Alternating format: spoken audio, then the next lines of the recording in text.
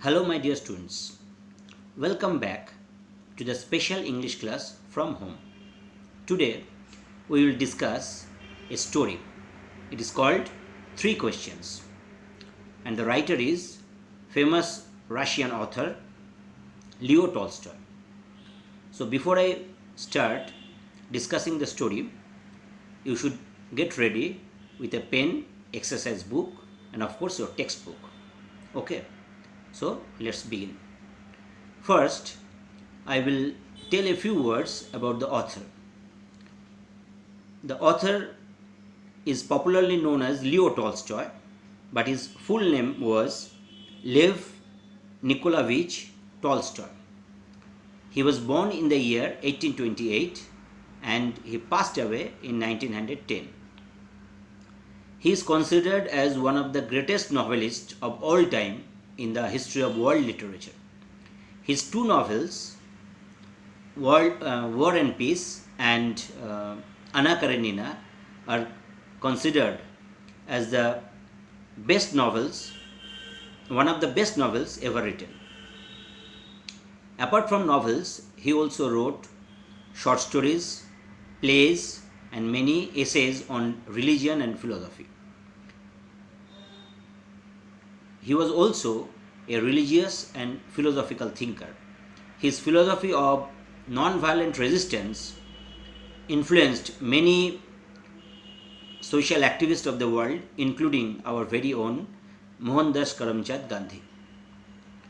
This story, Three Questions, was taken from his collection of stories called What Men Live By and Other Tales. So this is, in a nutshell, I have told you about the author. Now, I will discuss the title. So, the title is Three Questions. So, definitely we can anticipate that there are three questions in this story. Three questions are the main theme of the story, and we can expect that we will get to know the answers also. Okay. Now, I will tell you about the technique of the story. The author has told this story in third person narrative. Third person narrative means the author has told this story from outside. অর্থাৎ লেখক এই গল্পটি বাইরে থেকে বলছেন, তিনি নিজে গল্পটির কোনো চরিত্র নন। যেমন আমরা দেখেছিলাম লাস্ট যে গল্পটা আমি পড়িয়েছিলাম, দ্য আইজ হ্যাবিট বলে গল্পটা, সেখানে দেখা যাচ্ছে যে গল্পটির ন্যারেটার হচ্ছে one of the characters of the story and he is telling the story in first person. সেখানে একটি চরিত্র গল্পটি আমি করে বলছে। এখানে সেরকম কোনো ব্যাপার নেই, লেখক এখানে বাইরে থেকে গল্পটি বলছেন, তাই এই গল্পটিকে বলা হচ্ছে, এই গল্প টেকনিকটাকে বলা হচ্ছে third person narrative technique. And he has written the story in the form of a parable. একটা প্যারাবলের ফর্মে ইনি গল্পটা বলছেন। Parables are stories where the author is trying to tell or trying to give a moral lesson to the readers. এখানেও দেখা যাচ্ছে যে টলস্টয় যেন তার রিডারদের প্রতি একটা মরাল লেসন দিচ্ছেন। Now let us come to the story itself. এই গল্পের সময়কালটা কিন্তু যখন রাশিয়ায় রাজতন্ত্র চলছিল, অর্থাৎ রাশিয়ায় তখন রাজাদের রাজত্বকাল চলছিল এবং রাজারা যখন শাসন করত, তো সেই সময় রাজাদের রাশিয়াতে বলা হতো jar. The spelling is TSAR। Jar মানে রাজা। Russian king or emperor was called jar, TSAR। টি এর প্রনাউন্সিয়েশনটা এখানে সাইলেন্ট। যেমন সাইকোলজি শব্দে পি এর প্রনাউন্সিয়েশন যেমন সাইলেন্ট থাকে, তেমনি জারের প্রনাউন্সিয়েশনে দেখার সময় টি এর উচ্চারণটা কিন্তু silent. TSAR। Tsar means Russian emperor or king and tsarina means Russian empress or queen. এই গল্পটা কিন্তু একজন জারকে নিয়ে। এই গল্পের মুখ্য চরিত্র একজন জার। তো let us read the story, first sentence of the story. It once occurred to a certain Tsar that if he always knew the right time to begin everything, if he knew who are the right people to listen to and whom to avoid, and above all, if he always knew what was the most important thing to do, he would never fail in anything he might undertake. So in this way this story begins. অর্থাৎ একজন কোনো এক বিশেষ রাজার মাথায়, জারের মাথায় এই তিনটে প্রশ্ন আসে। ইট ওয়ান্স অকার্ড মানে আমরা সাধারণত জানি যে হ্যাপেন মানে ঘটা, কিন্তু ইট অকার্স মানে এরকমও হয় যে কোনো একটা কিছু আমার মাথায় এলো। তো রাজার মাথায় তিনটে প্রশ্ন এসেছিল যে কোনো কিছু শুরু করার রাইট টাইমটা কি, আর কে হচ্ছে একজন রাজার কাছে বা কোনো একজন ব্যক্তির কাছে সবচেয়ে গুরুত্বপূর্ণ লোক যার কথা তিনি শুনবেন বা যাকে তিনি গুরুত্ব দেবেন, আর তার কাছে সবচেয়ে গুরুত্বপূর্ণ কাজটা কী। রাজার মাথায় এই তিনটে প্রশ্ন এসেছিল জারের মাথায়, কারণ তিনি চাইছিলেন যে এই তিনটে প্রশ্নের উত্তর যদি তিনি জেনে যান তাহলে যে কাজেই তিনি হাত দেবেন he would succeed in whatever he undertakes. তিনি যে কাজে হাত দেবেন সে কাজে তিনি সফল হবেন, তিনি কিছুতে ব্যর্থ হবেন না। রাজার মাথায় তিনটে প্রশ্ন আসে, কিন্তু তিনি উত্তরটা খুঁজে পাচ্ছিলেন না। তাই তিনি কি করলেন, তার রয়্যাল স্টাফকে রাজকর্মচারীদের পাঠিয়ে দিলেন সারা রাজ্যে ঘোষণা করবার জন্য যে যে পণ্ডিত ব্যক্তিরা, যে লার্নেড মেনরা তার প্রশ্নের উত্তর দেবে তাদেরকে তিনি দারুণ পুরস্কার দেবেন। তো এই পুরস্কার লেভে অনেক তোমার লার্নেড মেন রাজপ্রাসাদে এসে হাজির এবং তারা প্রত্যেকটা প্রশ্নের উত্তর দিতে লাগলো। প্রথম প্রশ্নটার ক্ষেত্রে তারা বলল যে এই কোনো কাজ শুরু করার সঠিক সময় জানার জন্য কী করতে হবে না, অনেক আগে থেকে একটা তালিকা তৈরি করতে হবে, একটা টেবিল তৈরি করতে হবে, সেখানে দিন মাস এবং বছর আগে থেকে লিখে রাখতে হবে এবং আগে থেকে পরিকল্পনা করে সেই টেবিল অনুযায়ী একটা কাজকে শুরু করতে হবে।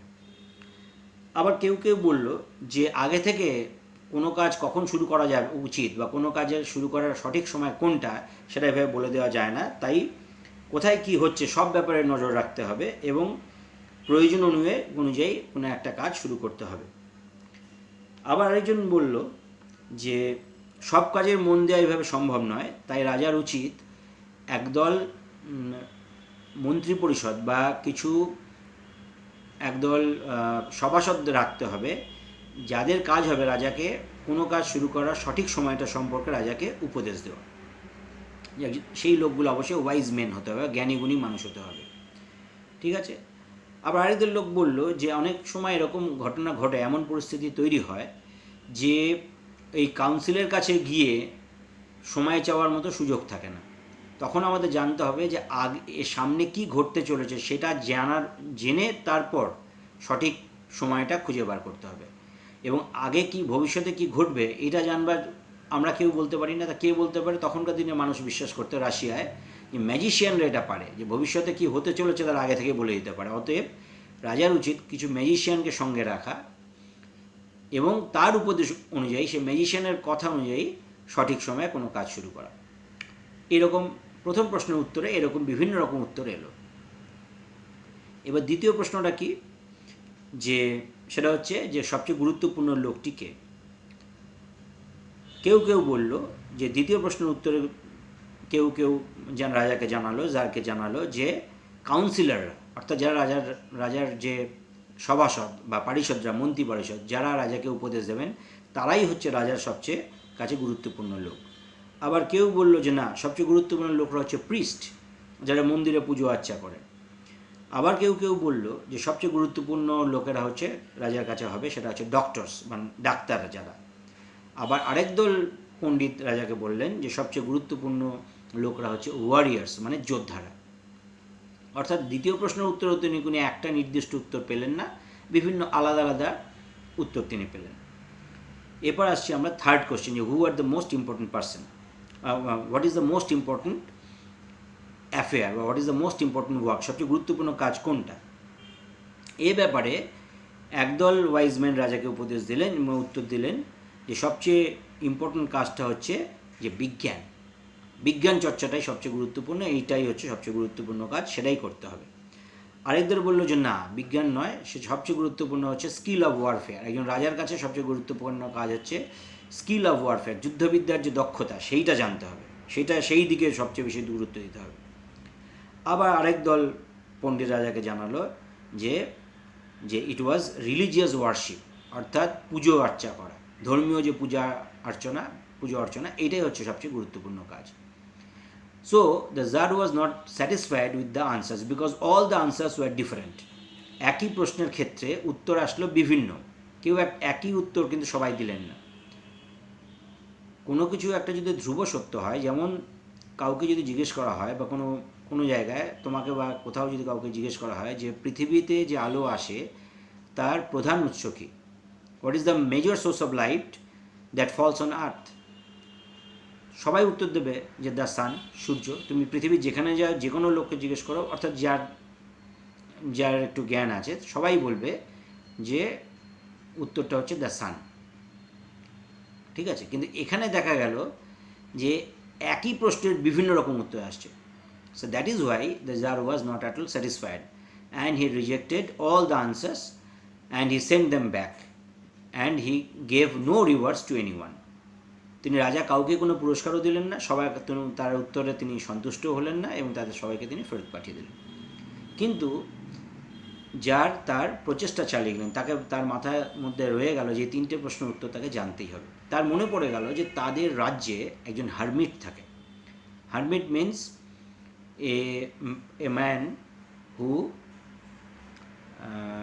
Quits the social life and lives a secluded life in pursuit of spirituality, অর্থাৎ আধ্যাত্মিকতার খোঁজে বা ঈশ্বরের অনুসন্ধানে যে মানুষ সমাজ ঘর সংসার ত্যাগ করে একটা নির্জন জায়গায় একাকী বসবাস করেন, সেরকম লোককে বলা হয় হারমিট বা সাধু বা সন্ন্যাসী, সহজে বলতে পারো। তাদের রাজ্যে একজন হারমিট বাস করতেন, যিনি তার জ্ঞানের জন্য, he was very famous for his wisdom, তার নলেজের জন্য, তার জ্ঞানের জন্য তিনি খুবই বিখ্যাত ছিলেন। রাজা ঠিক করলেন যে ওই হারমিটের সঙ্গে যোগাযোগ করবেন এবং তার কাছে এই 3টে প্রশ্নের উত্তর জানবেন। কিন্তু হারমিটের সঙ্গে দেখা করা সহজ ছিল না, কারণ হারমিট একটা জঙ্গলে, একটা ছোট জঙ্গলে, একটা উডস যাকে বলে, সেই ছোট্ট উডের মধ্যে থাকতেন এবং হারমিট কোনো সাধারণ মানুষ ব্যতীত অন্য কোনো মানুষের সঙ্গে দেখা করতেন না। কোনো রাজা বা মন্ত্রী বা বড় বড় লোক, কোনো ব্যবসায়ী, এরকম কোনো লোকের সঙ্গে দেখা করতেন। He only met common folk, অর্থাৎ সেই সাধু, সেই হারমিট খালি সাধারণ মানুষের সঙ্গে দেখা করতেন। তো রাজা ঠিক করলেন তাহলে তিনি ছদ্মবেশ ধারণ করবেন সাধারণ মানুষের মতো, অর্থাৎ তিনি রাজকীয় পোশাক পরে যাবেন না এবং তিনি একাকী যাবেন, তার সঙ্গে মন্ত্রী বা বডিগার্ডস এইসব নিয়ে তিনি যাবেন না। তা তিনি কী করলেন, তিনি দলবল নিয়ে রওনা হলেন, কিন্তু he put on a dress of a common person, সাধারণ মানুষের ড্রেস পরে তিনি ঘোড়ায় চেপে তার দলবল নিয়ে রওনা হলেন। দলবল means he was accompanied by his বডিগার্ডস।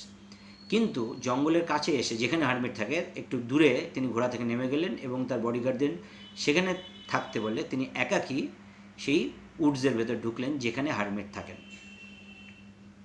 এবং যখন রাজা হারমিটের বাড়ির কাছে, মানে ঘরের কাছে, ছোট্ট হারমিটের একটা ছোট্ট কুঁড়ে ঘরে থাকে জঙ্গলের মধ্যে, সেখানে পৌঁছলেন, তিনি দেখলেন the hermit was digging the ground in front of his হাট।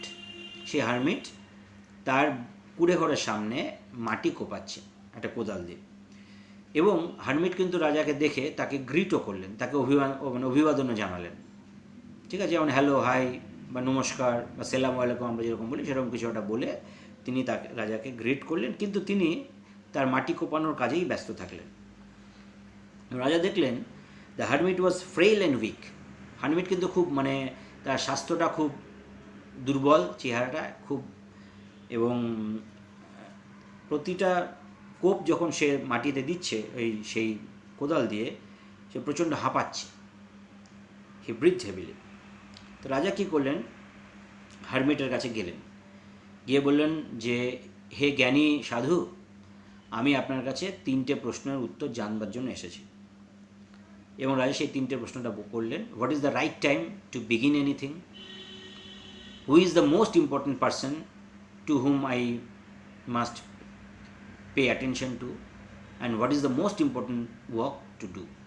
এই 3টে প্রশ্নের উত্তর, মানে প্রশ্নের উত্তর তিনি চাইলেন হারমিটের কাছে। হারমিট তার 3টে প্রশ্নের উত্তর শুনলেন, কিন্তু তিনি কোনো উত্তর দিলেন না। 3টে প্রশ্ন শুনলেন কিন্তু কোনো উত্তর না দিয়ে তিনি মাটি কোপাতে লাগলেন। তখন রাজা তার ওই দুর্বল চেহারায় মাটি কোপানো দেখে এবং তার ওই হাঁপানো দেখে রাজার তার প্রতি একটা দয়া হলো। রাজা তাকে বললেন, you are tired, let me take the spade and work a while for you. আপনি ক্লান্ত, দিন আপনার কোদালটা আমাকে দিন, আমি কিছুক্ষণ মাটি কোপাই, আপনি একটু বিশ্রাম নিন। হারমিট তাকে থ্যাঙ্কস বলে মাটিতে বসে পড়লেন। এবং রাজা কি করলেন, রাজা প্রায় দুটো বেড মানে এই যেখানে আমরা মাটি কোপাই ওটা হচ্ছে বীজ রোপণ করার জন্য মাটি কোপানো হচ্ছিল। এই বীজ রোপণ করা হয় যে মাটিতে, সে এক একটা অংশকে বলা হয় বেড। দুটো জায়গায় এরকম মাটি কোপানোর পর জার থামলেন এবং আবার একই প্রশ্ন সেই হারমিটকে করলেন। হারমিট কিন্তু উত্তর না দিয়ে বললেন যে আপনি একটু বিশ্রাম দিন, আমাকে দিন, আমি এখন আবার মাটি কোপাচ্ছি। কিন্তু জার কিন্তু সেই সাধু বাবাকে তার সেই কোদালটা না দিয়ে নিজেই ঘন্টার পর ঘন্টা কোপাতে লাগলেন এবং এই করে করে দেখা গেল বিকেল হয়ে গেল এবং গাছের আড়ালে সূর্য অস্ত যাচ্ছে। এবং শেষ পর্যন্ত জার কী করলেন, তার মাটি কোপানো বন্ধ করে জারের কাছে এসে এইভাবে বললেন, I came to you wise man for an answer to my questions, if you can give me none tell me so and I will return home.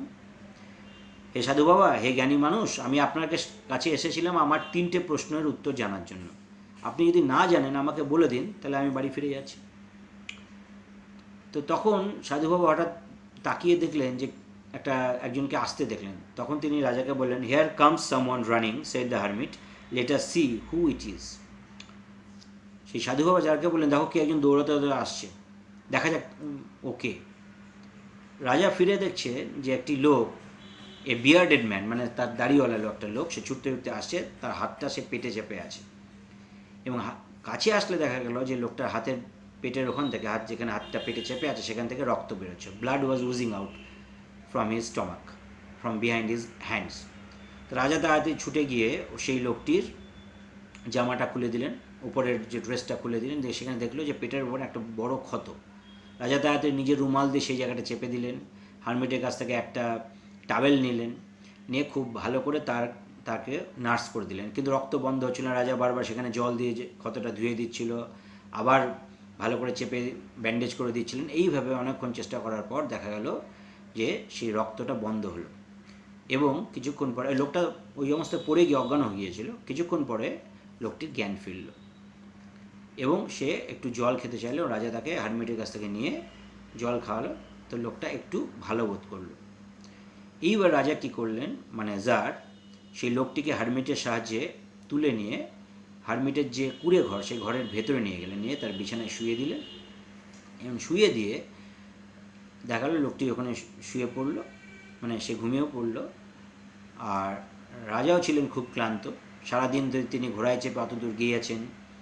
Then he dug the ground of the hermit for such a long period of time, and then he did all this nursing, so he felt very tired and within minutes he fell asleep. খুব তাড়াতাড়ি রাজা কিন্তু ঘুমিয়ে পড়লেন, কারণ সারাদিনের এই কাজে তিনি ক্লান্ত ছিলেন। এবং তিনি ঘুমালেন, এই হারমিটের ঘরের যে দরজার কাছটাতে বসে তিনি ঘুমিয়ে পড়লেন। এবং খুব তাড়াতাড়ি তার রাতটা কেটে গেল। সকালবেলায় যখন তার ঘুম ভাঙলো, রাজা তো বুঝতেই পারছেন না, মনেই করতে পারছেন তিনি কোথায়, কারণ এরকম কুঁড়ে ঘরে মাটিতে বসে ঘুমানোর তার কোনো অভ্যাস ছিল না। এবং ঘুম থেকে উঠে দেখেন যে একটি লোক বিছানায় শুয়ে আছে, একটা কুঁড়ে ঘরের মধ্যে তিনি রয়েছেন। আর সেই বিছানায় শুয়ে থাকা লোকটি, তার দাড়িওয়ালা, সেই লোকটি রাজার দিকে এক দৃষ্টিতে তাকিয়ে আছে। তো সেই লোকটি যখন দেখলো, অর্থাৎ খাটের মধ্যে শুয়ে থাকা সে আহত লোকটি, সেই লোকটি যখন দেখলো রাজার ঘুম ভেঙেছে, লোকটি রাজার দিকে তাকিয়ে বলছে, "Forgive me," said the bearded man in a weak voice when he saw that the Tsar was awake and was looking at him. ঠিক আছে, যখন সেই দাড়িওয়ালা লোকটি দেখলো রাজার ঘুম ভেঙে গেছে, তার দিকে তাকিয়ে বিয়ার্ডেড ম্যানটি বলল খুব দুর্বল গলায়, "ফরগিভ মি," আমাকে ক্ষমা করে দাও, আমাকে ক্ষমা করে দিন। জার তো অবাক, জার তো এই লোকটাকে চেনেই না। তাই জার বলছে, "I do not know you and have nothing to forgive you for." আমি তো তোমাকে চিনিই না, আর কী কারণে আমি তোমাকে ক্ষমা করব? আমি যদি জানি যে তুমি আমার প্রতি কোনো অন্যায় করেছো, তাহলে ক্ষমা করার প্রশ্ন আসছে, কিন্তু আমি জানি না যে কেন আমি তোমাকে ক্ষমা করব। তখন লোকটি একটি কাহিনী বলে। লোকটি বলে যে সে হচ্ছে রাজার শত্রু। ঠিক আছে, লোকটি বলে, "আই অ্যাম ইউর এনিমি। আমার একজন ভাইকে আপনি প্রাণদণ্ড দিয়েছিলেন এবং তার সম্পত্তি কেড়ে নিয়েছিলেন কোনো একটা অন্যায়ের জন্য হয়তো, এবং আমি তখন মনে মনে প্রতিজ্ঞা করেছিলাম যে এই প্রতিশোধ নেব, আমার ভাইয়ের মৃত্যুর প্রতিশোধ নেব এবং আপনাকে আমি মারব। যখন আমি খবর পেলাম আপনি জঙ্গলে এসেছিলেন এই হারমিটের কাছে, তখন আমি গোপনে এখানে এসে উপস্থিত হই এবং এই জঙ্গলের বাইরে, মানে যেখান থেকে আপনি এই হারমিটের বাড়ির কাছে এসেছেন, সেখানে একটা জায়গায় লুকিয়েছিলাম। আমি আশা করেছিলাম আপনি হারমিটের সঙ্গে দেখা করে ফিরে আসবেন, তখন আমি জঙ্গল থেকে গোপন জায়গা থেকে বেরিয়ে এসে আপনাকে আঘাত করে আপনাকে মেরে ফেলব। কিন্তু যখন সারাদিন চলে গেল আপনি আর বেরোলেন না, তখন আমি নিজেই আমার অ্যাম্বুস থেকে, আমার ওই গোপন লুকিয়ে থাকার যে জায়গা, সেখান থেকে বেরিয়ে আসি এবং তখনই আপনার বডিগার্ডরা আমায় ধরে ফেলে। তারা আমাকে চিনতে পারে এবং তারা আমাকে আঘাত করে এবং আমি কোনো রকম তাদের কাছ থেকে পালিয়ে এই হারমিটের এই বাড়ির ভেতরে চলে এসেছি এবং তখন আপনি আমাকে এই সেবা শুশ্রূষা করে বাঁচিয়ে তুললেন। I wanted to kill you but you saved my life. এই জন্য আমি আপনার কাছে ক্ষমা চাইছি। আর যদি যে আপনি আমাকে বাঁচিয়ে রাখেন, তাহলে আমি কথা দিচ্ছি আমি সারা জীবন আপনার ফেথফুল স্লেভ হয়ে থাকবো, আমি সারা জীবন আপনার বিশ্বস্ত দাস হয়ে থাকবো এবং আমি আমার ছেলেদেরও বলবো যে তারাও যাতে আপনার কাছে দাসত্ব করে। মনে রাখতে হবে সেই সময় যখনকার গল্প, সেই সময় রাশিয়ায় দাসপ্রথা ছিল। যার কিন্তু এই পুরো ব্যাপারটা জানতে পেরে খুশি হলেন যে তার একজন শত্রু কিভাবে তার সঙ্গে শান্তি স্থাপন করল। যার খুব খুশি হলেন এবং যার তখন বললেন যে যার তাকে ক্ষমা করে দিলেন, যে যার ফরগিভ হিম, এবং বললেন যে তিনি বাড়ি ফিরে গিয়ে ইমিডিয়েটলি কিছু তার লোক পাঠাচ্ছেন এই আহত লোকটিকে নিয়ে যাওয়ার জন্য এবং তিনি নিজের ডাক্তারকে দিয়ে এই আহত লোকটিকে সারিয়ে তুলবেন। ঠিক আছে, এবং তিনি he also promised that he would restore his property. যার কিন্তু এটাও প্রতিজ্ঞা করলেন যে তিনি ওই ভাইয়ের যে সম্পত্তি কেড়ে নিয়েছিলেন সেই সম্পত্তি এই আহত লোকটিকে দিয়ে দেবেন। যাই হোক, রাজা এবার এই আহত লোকটির কাছ থেকে বিদায় নিয়ে ঘরের বাইরে বেরোলেন, অর্থাৎ কুড়ে ঘরের, ওই হারমিটের কুড়ে ঘরের বাইরে বেরোলেন এবং তিনি খোঁজ করছিলেন হারমিট কোথায়। এবং তার মনে হলো যে আজকে ফিরে যাওয়ার আগে তিনি হারমিটকে আরেকবার এই প্রশ্নটা করবেন। তো তিনি লক্ষ্য করলেন যে মাটি আগের দিন রাত্রি বিকেলবেলা তারা খুঁড়ছিলেন সারাদিন ধরে, সেইখানে হারমিট তার পাশে বসে সেখানে বীজ রোপণ করছে। তো রাজা হারমিটের কাছে গেলেন এবং গিয়ে বললেন, for the last time I pray you to answer my question wise man. আমি শেষবারের মতো আপনার কাছে প্রার্থনা করছি, আপনি আমার প্রশ্নের উত্তরগুলো দিন, হে জ্ঞানী মানুষ। তখন হারমিট রাজাকে বলল, you have already been answered. Still crouching on his thin legs and looking up at the tsar who stood before him. Hermit রাজাকে বলল যে তোমার প্রশ্নের তো উত্তর দেওয়া হয়ে গেছে। হারমিট ওই নিচু হয়ে উবু হয়ে বসে মাটিতে বীজ রোপণ করতে করতে রাজার দিকে তাকিয়ে বলল যে তোমার প্রশ্নের উত্তর তো দেওয়া হয়ে গেছে। রাজা তো অবাক। রাজা বলছে, how answered, what do you mean, আস দ্য জার। রাজা বলছেন, কীভাবে আনসার দেওয়া হয়েছে, কীভাবে উত্তরটা দেওয়া হয়েছে, আপনি কি বলতে চাইছেন? Now we come to the last and the most important paragraph of the story, because in this paragraph the hermit gives the answers to the three questions of the Tsar.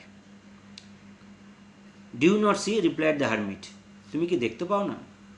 If you had not pitied my weakness yesterday and had not dug those beds for me but had gone your way, that man would have attacked you and you would have repented of not having stayed with me.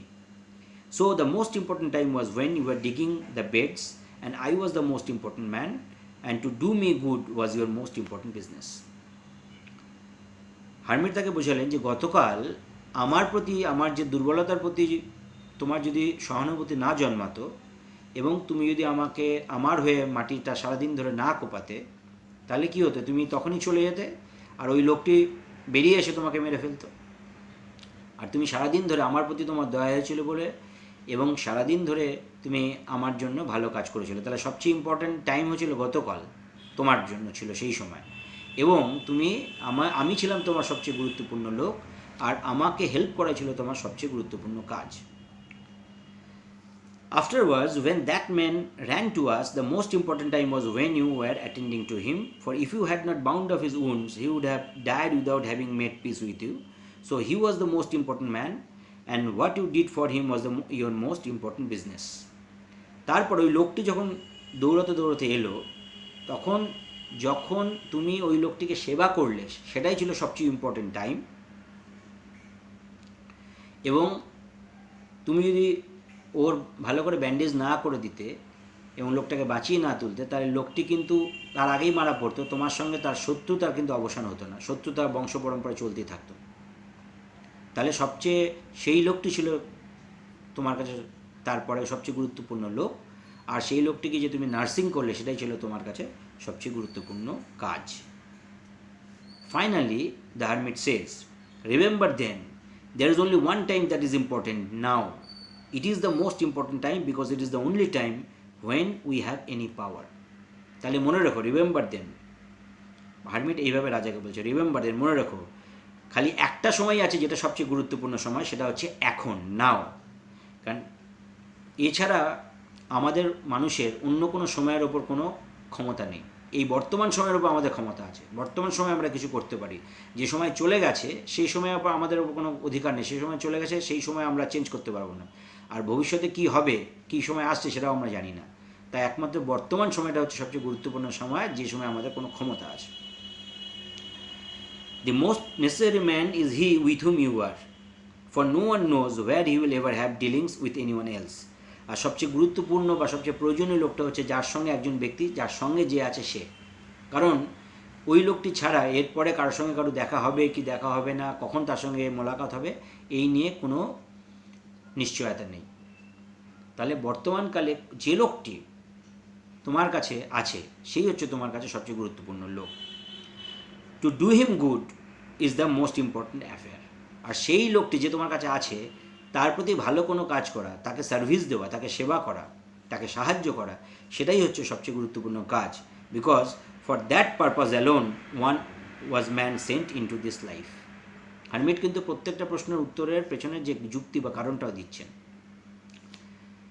সবচেয়ে গুরুত্বপূর্ণ কাজ কি না, তোমার সঙ্গে যে লোকটি আছে তাকে সর্বোত্তম সেবা করাটাই হচ্ছে সবচেয়ে গুরুত্বপূর্ণ কাজ। কারণ হারমিটের মতে যা মানুষরা পৃথিবীতে জন্মায় এই সেবামূলক ভাবছে ভালো কাজটা করার জন্য। তো এইভাবে হারমিট ওই যে ঘটনাগুলো তার বাড়িতে ঘটেছিল জারকে নিয়ে, সেই ঘটনাগুলোকে ব্যাখ্যা করে এই 3টে প্রশ্নের উত্তর দিয়েছিলেন। এবং এই গল্পটা ব্যাখ্যা করতে গিয়ে আমি আমার নিজের কথাও বলছি। এই মুহূর্তে আমার কাছে সবচেয়ে গুরুত্বপূর্ণ কাজ কি, এখন এই সময়টা সবচেয়ে গুরুত্বপূর্ণ সময় হচ্ছে এখন। আর তোমরা যারা আমার স্টুডেন্টস, যাদেরকে আমি পড়াচ্ছি, তোমরা অ্যাকচুয়ালি আমার সঙ্গে নেও, কিন্তু ভার্চুয়ালি, যেহেতু এটা একটা অনলাইন ক্লাস, তোমরা ভার্চুয়ালি আমার সঙ্গে আছো। So you are with me virtually, so you are my most important people, and to teach you at the of my best ability, সেটাই হচ্ছে আমার সবচেয়ে ইম্পর্টেন্ট কাজ। তার মানে এখানে আমাদের বুঝতে হবে যে হারমিট রাজাকে কিন্তু জাস্ট রাজা প্রশ্ন করলেন আর 3টে প্রশ্নের উত্তর হারমিট বলে দিলেন, সেভাবে বলেননি। কিভাবে হারমিট 3টে প্রশ্নের উত্তর দিয়েছিলেন? The hermit actually answer to the 3 questions of the jar by exemplifying and analyzing the incidents that took place in the premises of the hermit cell involving the jar. অর্থাৎ হারমিটের বাড়ির চৌহদ্দির মধ্যে জারকে নিয়ে যে ঘটনাগুলো ঘটেছিল সেই ঘটনাগুলোকে উদাহরণ দিয়ে এবং সেই ঘটনাগুলোকে ব্যাখ্যা করে, অ্যানালাইসিস করে, বিশ্লেষণ করে হারমিট কিন্তু রাজার 3টে প্রশ্নের উত্তর দিয়েছিল। এইভাবে এই গল্পটা শেষ হলো এবং রাজা তার 3টে প্রশ্নের উত্তর পেয়ে গেল। এখন এই গল্পটা পড়তে গিয়ে আমরা কিছু ডিফিকাল্ট ওয়ার্ডস পাচ্ছি, যে ডিফিকাল্ট ওয়ার্ডসগুলো আমি তোমাদের বলে দিচ্ছি, তোমরা একটু মানেগুলো দেখে নাও এবং দরকার হলে লিখে নাও। প্রথমে আমি জার বলে দিচ্ছি, জারের মানে বলেছি। তারপর একটা ওয়ার্ড আছে undertake. Undertake is a verb. Undertake means to start any activity or enterprise. কোনো কাজ বা কোনো বিশেষ কোনো কাজ বা কোনো প্রকল্প শুরু করাটাকে বলে আন্ডারটেক। তারপর একটা ওয়ার্ড আছে যেটা আমি সেটা হচ্ছে হারমিট, সেটা আমি তোমাদেরকে অলরেডি বলেছি হারমিট মানে। Then there is a word recommence. Recommence means restart. Recommence is a verb, it means restart, মানে পুনরায় শুরু করা। তারপরে একটা ওয়ার্ড আছে ceased, CEASED, ceased means stopped, মানে বন্ধ হয়ে যাওয়া। তারপরে একটা ওয়ার্ড হচ্ছে রিভাইভড আছে অ্যাকচুয়ালি। রিভাইভ মানে টু গেইন কনসিয়াসনেস, জ্ঞান ফিরে পাওয়া। ওই আহত লোকটি পরে যখন রাজার শুশ্রূষায় জ্ঞান ফিরে পেল তখন বলা হয়েছিল রিভাইভড। তাহলে রিভাইভ মানে to gain consciousness, two Regain consciousness. তারপরে একটা ওয়ার্ড আছে ক্রাউচড। ক্রাউচ মানে উবু হয়ে বসা বা সামনের দিকে ঝুঁকে নিচু হয়ে বসে, দ্যাট ইজ কল্ড ক্রাউচ। একটা ওয়ার্ড আছে থ্রেশহোল্ড মানে গেটওয়ে। কোনো ওই যে হারমিট গেটওয়ে, রাজা হারমিটের ঘরের গেটওয়েতে মানে থ্রেশহোল্ডে বসেছে। থ্রেশহোল্ড মিনস কোনো একটা যে জায়গায় দিয়ে কোনো একটা জায়গায় আমরা প্রবেশ করবো, থ্রেশহোল্ড। আর থ্রেশহোল্ডে আরেকটা হতে পারে, সেটা হচ্ছে একটা দরজার নিচের যে চৌকাঠটা থাকে সেটাকেও থ্রেশহোল্ড অনেক সময় বলা হয়। তারপরে একটা ওয়ার্ড আছে ইন্টেন্টলি মিনস উইথ ফুল কনসেন্ট্রেশন। ওই রাজা যখন ঘুম থেকে উঠলো তখন ওই আহত লোকটি রাজার দিকে ইন্টেন্টলি তাকিয়েছিল। Intently means with full concentration. Then there is a word এক্সিকিউটের অন্য অনেক মানে আছে, কিন্তু এখানে এক্সিকিউটেড মানে হচ্ছে execute is a verb. Execute means to punish somebody, to kill somebody as legal punishment. অর্থাৎ আইনগত পানিশমেন্ট হিসাবে, শাস্তি হিসাবে কাউকে যদি মেরে ফেলা হয়, মানে মৃত্যুদণ্ড, তাকে বলে এক্সিকিউট। ওই আহত লোকটির ভাইকে রাজা এক্সিকিউট করেছিল। তারপর হচ্ছে সিজড মানে কোনো সম্পত্তি দখল, সিজ দ্য প্রপার্টি মানে দখল করে নেওয়া, সিজড। কনফিসকেট হতে পারে মানে ইংলিশ মিনিং। আরেকটা শব্দ আছে ইম্পর্টেন্ট, দ্যাট ইজ হচ্ছে ambush, AMBUS, ambush is a noun and verb both. এখানে নাউন হিসেবে ইউজ করা হয়েছে। অ্যাম্বুশ মানে concealing oneself and lie waiting for somebody and attack with a element of surprise. অর্থাৎ কোনো আড়ালে লুকিয়ে থাকে, কারোর জন্য অপেক্ষা করা, তারপর আচমকা বেরিয়ে এসে সেই লোকটার উপর আক্রমণ করা, এটাকে বলে অ্যাম্বুশ। এটা যখন নাউন হিসেবে ইউজ হচ্ছে তখন অ্যাম্বুশ, আর যখন ভার্ব হিসেবে ইউজ হয় তখন আমরা অ্যাম্বুশ। ওই লোকটি অ্যাম্বুশ করেছিল কারণ লোকটি আড়ালে লুকিয়েছিল ওই জঙ্গলের পাশে, যখন রাজা আসবে তখন আচমকা বেরিয়ে এসে রাজাকে মারবে। সো দ্যাট অ্যাম্বুশ মানে এই। আরেকটা ওয়ার্ড আছে পর্চ, PORCH। ওই হারমিটের বাড়ির মানে পুরো ঘরের বাইরে একটা দরজার কাছে একটা পর্চ। পর্চ মিনস হচ্ছে কভার্ড এন্ট্রেন্স। কোনো বাড়ির সামনে ঢোকার মুখে যদি একটু মানে ওপরটা যদি শেড করা থাকে তখন তাকে বলে perch. So this are the few apparently difficult words which I have discussed. Now let me discuss the questions. আমরা জানি যে হায়ার সেকেন্ডারিতে 3 ধরনের কোয়েশ্চেন্স থাকে। প্রথম হচ্ছে MCQ, সেখানে একটা প্রশ্নে 4টে করে চয়েস দেওয়া থাকবে, যেটা অ্যাপ্রোপ্রিয়েট সেটা তোমার টিক দিতে হবে। টেক্সটটা যে ভালো করে পড়বে সে এটা অবশ্যই পারবে। Then we have the SAQ, short answer type question. SAQগুলোর মানে কি, সেই SAQগুলো তোমাকে কিন্তু একটা কমপ্লিট সেন্টেন্সে লিখতে হবে। এই ধরনের SAQ আসতে পারে যে why did the tsar wanted to know the answers of the 3 question. জারের 3টে প্রশ্ন জানার কেন দরকার হয়েছিল, কেন সে জানতে চেয়েছিল। ঠিক আছে, এটা পড়াবার সময় বলেছি, because the tsar wanted to succeed anything he undertakes. Who gave the 3 answers to the 3 answers to the Tsar, the hermit. Where did the hermit live? বা এরকম প্রশ্ন আসতে পারে যে why did the Tsar went to meet the hermit in a disguise of a common man? Tsar কেন common ম্যানের ছদ্মবেশ ধারণ করে হারমিটের সঙ্গে দেখা করতে গিয়েছিল। কিন্তু ব্রড কোয়েশ্চেন কি আসতে পারে? ব্রড কোয়েশ্চেনগুলোর মধ্যে যেগুলো 5 নম্বরে আসে, তোমাদের সবচেয়ে আগে শিখতে হবে the 3 questions and the 3 answers. এটা বহুবার পরীক্ষায় এসছে, হায়ার সেকেন্ডারি পরীক্ষায়। So what are the 3 questions?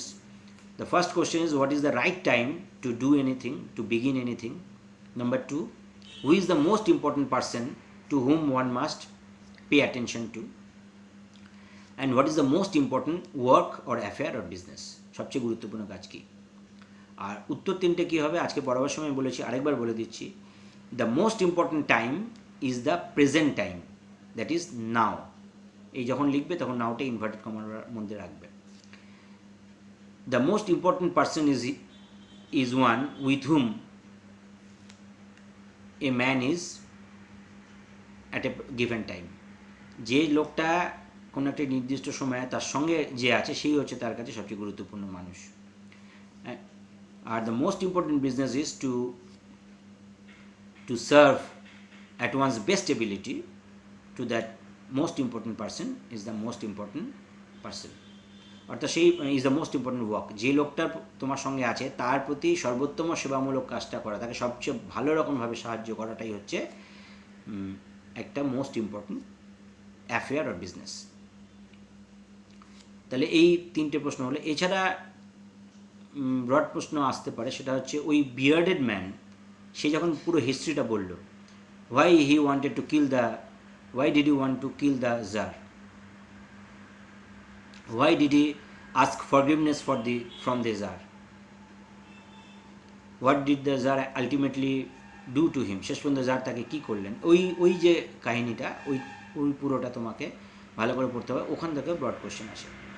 আরেকটা ইম্পর্টেন্ট কোশ্চেন আসতে পারে, সেটা হচ্ছে যে how the learned men who came to the tsar's palace to answer to the tsar's question, তারা এসে কীভাবে তারা আনসার দিয়েছিল, and why was the tsar not satisfied with their answers, এবং জার কেন তাদের প্রশ্নের উত্তরে সন্তুষ্ট হয়নি, ওই জায়গা থেকেও কিন্তু প্রশ্ন আসতে পারে। কিন্তু এই গল্পটা পড়বার সময় তোমাদেরকে সবসময় খেয়াল রাখতে হবে, সবচেয়ে বেশি যেটা জোর দিতে হবে, যে 3 important questions and the 3 important answers to those questions, এইগুলো ভালো করে শিখতে তো হবেই। আরেকটা কোশ্চেন আসতে পারে, that is the to justify the title. তো তোমাকে বলতে হবে 3 questions, the title 3 questions is absolutely appropriate because the story is about 3 questions, and at the end of the story we also get to know the answers of the 3 questions, and these 3 questions are very important to human life. মানুষের জীবনে কিন্তু এই 3 প্রশ্নের খুব গুরুত্ব আছে, আর 3টে প্রশ্নের উত্তরও বলা হয়ে গেছে, এবং এইটা উত্তর লিখবার সময় 3টে প্রশ্ন এবং 3টে উত্তরও কিন্তু সেইগুলোও লিখতে হবে। তো আশা করি আমি এই গল্পের সহজ করে এই গল্পের প্রত্যেকটা দিকে আমি আলোকপাত করতে পেরেছি। So what you have to do now is watch this video very carefully, if required repeatedly, then listen to me very intently, and then go through the text. I am sure you will be able to comprehend the meaning of the story. So with this video lesson comes to an end. Stay indoors, stay safe, and if you have to go out, please wear masks. Wait for my next video. Till then, ciao.